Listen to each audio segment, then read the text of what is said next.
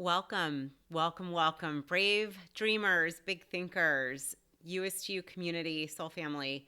So excited to be here with you today. I'm Julie. I am the host, and today we are going to be hanging, you and I, together with yours truly for a solo episode all about how to increase your self-worth. I'm going to be talking about the 5 ways to increase your self-worth or that real sense of worthiness. Before I get into these 5 ways that I think are really, really important that have helped me to step into my own worthiness, which is something that I have worked on for a long, long time. And I want to thank you. So many of you have reached out about topics that you're interested in. This is one of them that has been high on the list. So I'm really hoping that this is helpful to you. And please pass and share this along with anyone you think that could have some support and use some help and some guidance around increasing self-worth and worthiness, because it's so important. And what I want to share is that, these ideas, these tools, these tips, they're things to be practiced on a daily basis. And the first thing I want to say before we even dive into that is just to understand that by nature, by default, inherently, you are worthy. Okay, so I need to say that first off, before we get into these tips and ways to increase your self-worth, I just want to say from my heart to yours, from my meest me to your youest you, because you're alive, because you're on the planet, because you're breathing, because you're here, because you chose to make this trip to planet Earth in this lifetime, you're worthy. You're inherently worthy. And I think it's important saying that before we get into ways of increasing self-worth. And when I say increasing self-worth, I mean you connecting to the fact that you're worthy, you raising that worthy quotient, you remembering, you feeling that sense of worth. However, let's just get it straight right off the bat. You are worthy. Self-worth is something I think that often we start out of the gate with. We come into this world, we're born, and we don't question it, but then things happen, right? I did a whole TED talk about this. I was told that I was not a great dancer and was too heavy, and it started to chip away at my own sense of worthiness and self-worth, right? Maybe you were told that you weren't the best student, or that you were a bad friend, or you weren't whatever enough. So what happens is we have these experiences that happen in our life. We have these interactions, whether it's with our parents, our siblings, our teachers, our community, our spiritual gatherings, wherever it is. Maybe it's the media, it's messages that you hear, that you take in. And often what happens is we create these stories, these beliefs, and all of a sudden we get to be in our adulthood, and it's like somewhere along the line you forgot that you're worthy, and you forgot you lost that sense of self-worth. So I'm speaking to you, my friend, if you have felt a little lack of self-worth, a little lack of connection to feeling that you're worthy of great things, and that that you're enough, that you're enough just by being here. You don't have to do anything. You don't have to do anything to be worthy. And I think that's important to say, because what I'm going to share are ways and things you can do to increase your self-worth. However, just know right out of the gate, we're starting with you are worthy, and you don't have to prove that or do anything to be seen as worthwhile and worthy in the eyes of the divine. Now, that's my feeling. That is the way I interpret things. Of course, as always, you'll hear me say, take what you like and leave the rest. The other thing that I'm hoping you're going to get out of today's convo with you and me together is the idea of not needing to rely on others for your self-worth. To really, my tips, my suggestions, what I'm going to share about is about cultivating that from within. This is a lot of what I do when I coach others, when I teach how to coach in my coaching program. The whole point is to have that deeper sense of self-worth, of self-confidence, and knowing you have what you need within. Right? Others can be there to support you, be a guide, a mirror, reflect back. Ultimately, though, it's about you digging in, connecting to your higher self, your essence, your youest you, your authenticity, and getting that you're worthy and that self-worth is who you are by your birthright inherently. Okay, so I wanted to start out by saying that's really important to me. And my goal is for you to not just know this self-worth, but to feel it, to emanate it, to be it. Okay, so we're going to dive in. I'm going to talk about the 5 ways that I think are very helpful to increase your self-worth. So the first one, which is very much, this has been a challenge for me and something I've been working on a lot, is actually, it might be counterintuitive, but it's learning to say no. It's learning to say no. It's learning to both speak up for yourself, to speak your truth, and to say no to things that don't energize you, don't move you. Maybe there's a date that you don't want to go on, or a meeting that doesn't feel aligned, or an event or a party that really doesn't feel like something you truly want to do. And this is something I teach a lot of, but use your body wisdom. And I teach this often. I do this often myself. Are you leaning in or away? Leaning in is typically our body saying, I want to do that. If you're leaning away or you're feeling that energy of leaning away, take that as a no. And no can be one of the most powerful things you can learn to say. So learning to say no and being okay with missing out, right? So rather than that FOMO, fear of missing out, maybe it's that gratitude for missing out because you're saying no. Because when you say no, you are opening yourself to say yes to what really matters. So this might be different than what you thought. I have found the gift and the courage to say no builds incredible sense of esteem and a sense of worthiness and self-worth, right? And efficacy. So number 1, being comfortable saying no. This is going to be maybe a challenge for my beloved people pleasers out there. And remember, with people pleasing, when we do that, it's actually lying. It's lying about who we are and what we really want to be doing. Even though we don't think that way, you may not feel that way, you're trying to help somebody else, right? You're doing it, you think, because you want to, help that person, go to that event, whatever it might be. But if it comes from people pleasing versus a real desire to be of service, if it's coming from people pleasing to be liked, then that's something to look at. And probably under that is a no. So number 1, building that ability to say no. Number 2, this is really inspired by one of my favorite writers. I've actually interviewed Don Miguel Ruiz, his sons, Don Miguel Ruiz Jr. and Jose Ruiz, incredible men. Don Miguel, I love his work. I read the 4 Agreements 20 plus years ago and it changed my life. And one of the agreements is be impeccable with your word. To me, that's about being in integrity. Say what you mean what you say. Be in integrity, be impeccable.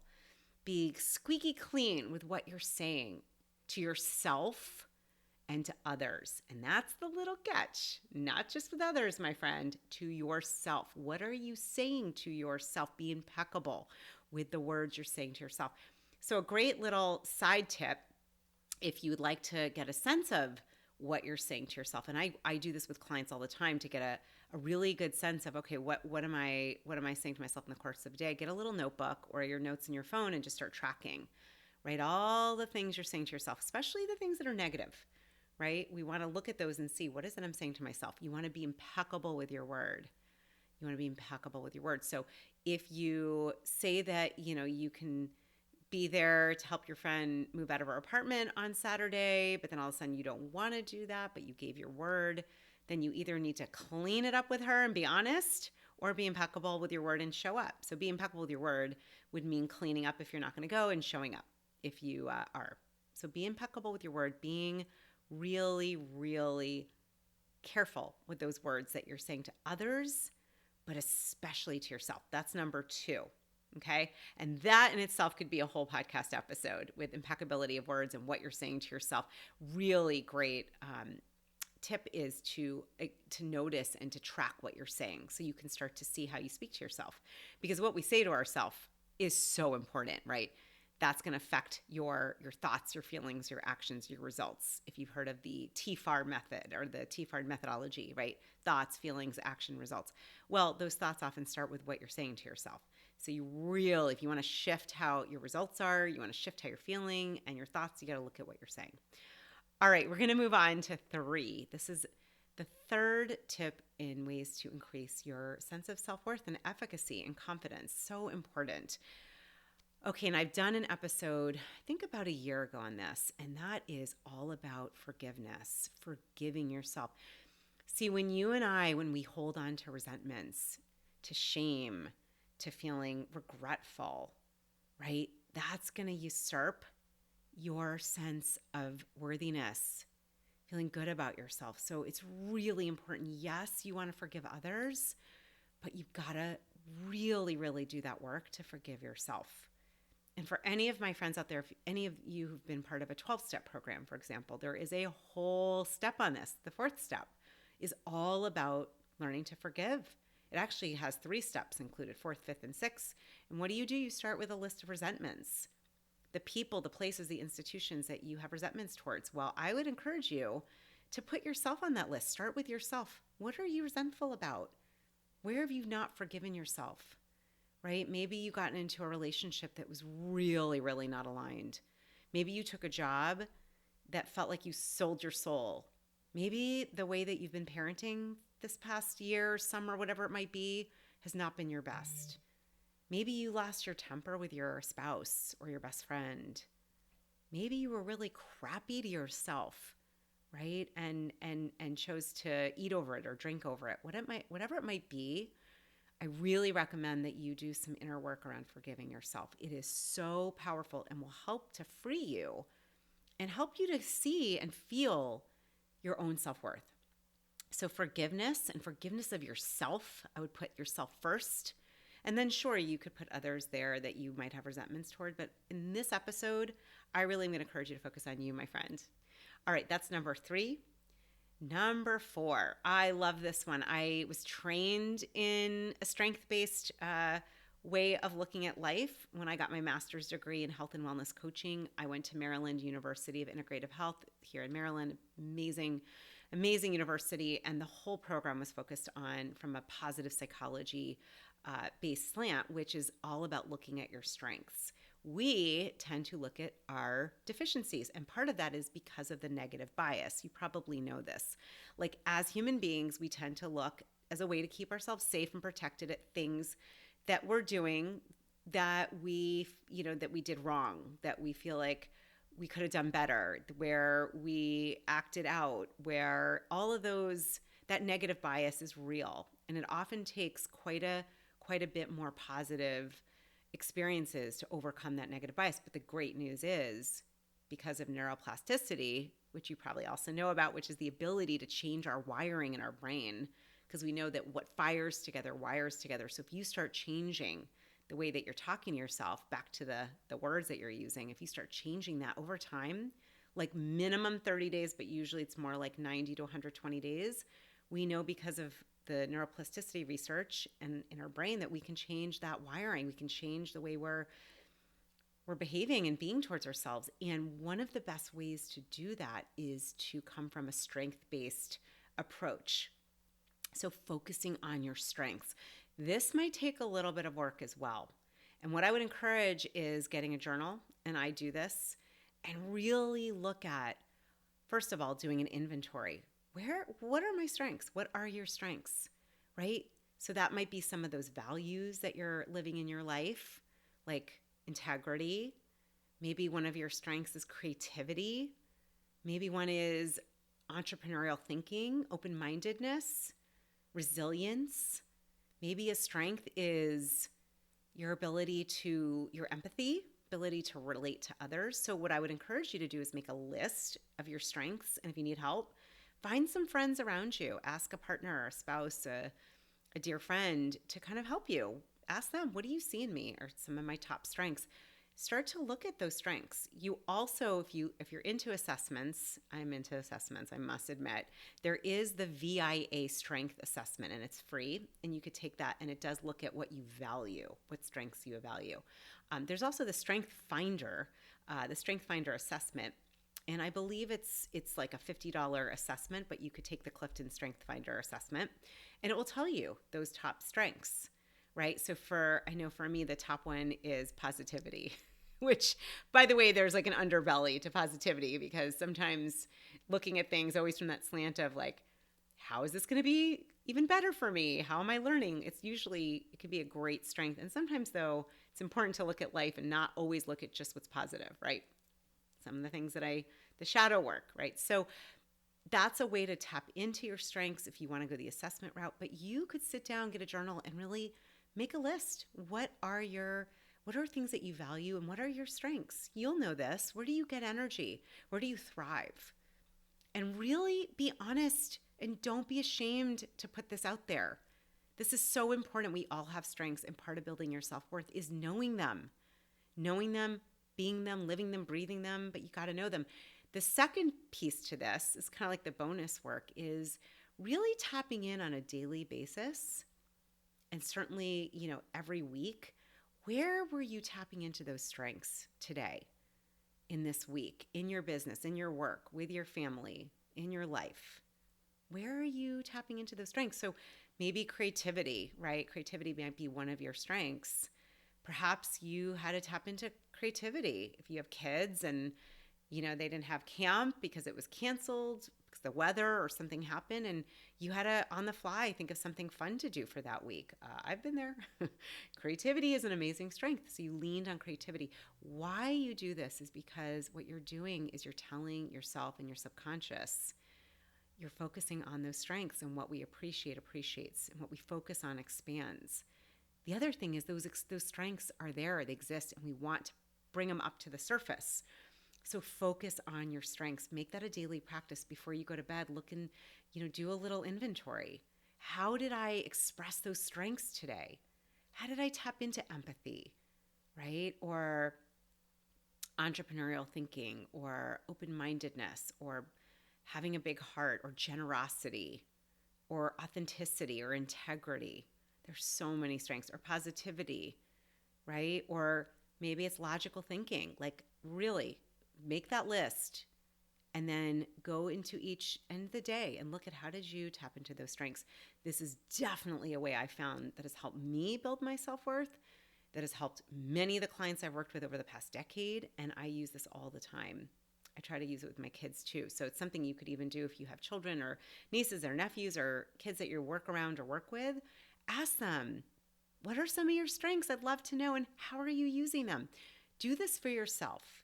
And you could do this with a friend, with a spouse, with a partner. Just so important to be focusing on your strengths, because otherwise what happens is we naturally look at the deficit. We look at the negativity, look at where we are falling short. And what we want to do is start to change our focus and our lens. It doesn't mean they're not going to be areas to work on, right? It just means we're going to start focusing more on those strengths, which I know you have.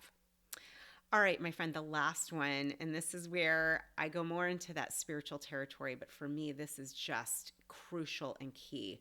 This is kind of the basis of everything for me, right? Of running a business, this podcast, having children, my life, self-worth, all of it is connecting to a higher power. Connecting in to the divine, the universe, to God, however you call it, your higher self, whatever that is for you. Different word for me every day, but that higher power, something greater than you, that infinite intelligence of love, of light, right? The divine matrix, whatever that might be for you, tapping into that, really feeling a connection that you're not alone. And whatever that looks like for you. For me, I have a practice in the morning, and I can share it with you. This is what I do, and this helps me. Number one, when I wake up, the first thing I like to do is sort of in that dreamy state, is I like to look out the window and just notice what I'm appreciating and feel that connection to something greater than myself. And right away I ask that higher power, please guide me today. You're my employer, you're my director, you're my guide. Please help me today to be my best self. So right away when I wake up, that's one of the first things that I do. I try to put my hand on my heart and connect in to a higher power. I also have a practice. I have certain prayers and offerings and vision statements that I read, and I'll read those and then ask for this higher power to help guide me, to be a channel, to be an emissary of a greater divine intelligence. It helps me to do it right away in the morning.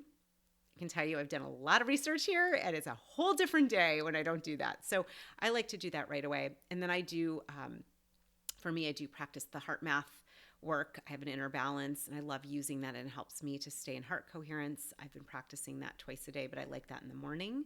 And just remembering that as I'm practicing my heart coherence, I like to think about sending love to the greater planet, the cosmos, the universe, and getting that love sent back to me.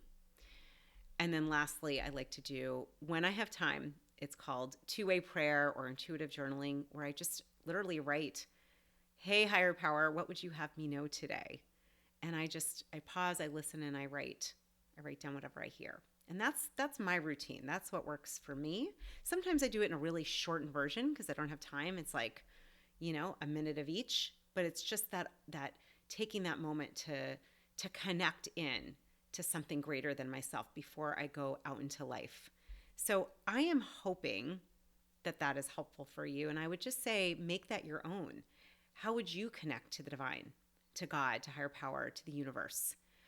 It doesn't have to be fancy. It doesn't have to be lengthy. What I will tell you, though, and what I've noticed, both again for myself and many of the people I've worked with and just over time, is the more that I connect into something greater than me, to that higher power, to infinite intelligence, the more I feel like, number one, I'm not alone. Number two, I'm reminded that just as I am connected to this incredible light and love, so are you. And that there's something greater going on here. And that I can choose to come from fear or from love or from light. And then I'm reminded I'm choosing love and light. I'm choosing that. I'm choosing to feel this higher power has got me. And this is not a perfect practice. There are times I don't always feel it. And in the day, in the moments when I don't, because sometimes during the day I might have something happen that it's upsetting, or lose my patience with my child, or whatever happens. A client decides not to work with me and it's kind of sad, or, I didn't end the day the way I wanted to. I'm not feeling 100% my best. What I do is in those moments, I go back to connecting to my higher power. Hand on my heart, just take a breath, every now and then get my journal out if I have it, maybe make a note in my phone, or just take a moment to breathe and just to connect back, to ground in and say, I am here. I am turning my will and my self over to you, and I'm going to trust you're going to guide me, and I'm going to get quiet and know that I'm safe and that I'm protected and guided and loved. And that has helped to build my self-worth so much I cannot even tell you. The truth is, it's helped me to feel like I'm never alone. It's helped me to feel like what I'm doing is of greater service, and that I'm co-creating with something greater than me, the infinite. And here's the thing, my friend, each of us, we're all from the same creator. We all are from the same infinite intelligence, the divine matrix, the universe, the creator of all. We're all from that. And so I know if this can help me, it can help you. And I would love to hear, what has helped you to increase your self-worth? What are you going to choose from this list of 5? Right? Maybe you're like, I'm doing all 5, Julie. Maybe you're like, no, I'm taking 1. Just notice what feels right, what feels a good place to start. But even if you start with one of these tips, so we talked about today, just to give you a quick recap, saying no, my friend, this has been a hard one for me. I have taken a long time to learn how to do this. But learning to say no. Number 2, be impeccable, be meticulous, be elegant with your word, especially with yourself, what you're saying to yourself. Number 3, forgive yourself. Please start forgiving yourself. Yes, forgiving others, but start with you. Okay. Number 4, focus on your strengths. Become someone that focuses on your strengths and that of others. Look for the strengths in others. The more you practice doing this with yourself, the more you can do this with others. I really believe this is all of what I'm sharing are ways that we're going to change our world. I really do. And lastly, connect in to a higher power. Find a way to connect or to align yourself, or to, it might just be a moment of, you could even say like, your will, not mine, or I'm here to co-create, or just allow me to get past my human mind and allow the divine mind. Let me see this in the divine mind. Let me see this in divine order. Okay, that has helped me just beyond words. And a thing I will just remind you is this has helped me is to remember, the world is like a mirror, right? So whatever I'm seeing in somebody else really is a reflection of what's within me, right? And so if there's a judgment in somebody else, then it's something I need to look at within me. And I can tell you, the more you practice building your own self-worth, your own self-efficacy and confidence, the more you're going to be able to be grounded. It's healing for your nervous system, your body, your mind. It's going to help you in all kinds of situations and allow you ultimately to come from a place of love and from being grounded in who you are, in your Youest You. So I hope this was helpful. I'd love to hear your thoughts and your feedback. Please do share this with anyone you think could really benefit from working on increased self-worth. And as always, my friend, I'm so honored to be here, to be on this journey with you, all about coming back home to your Youest You and remembering that you have everything you need within. I'm so grateful for you. I love you. And here is to increase self-worth, remembering the incredible divine being you are, and to always, always knowing you are enough just as you are. Here is to your Youest You. Mwah. Lots of love.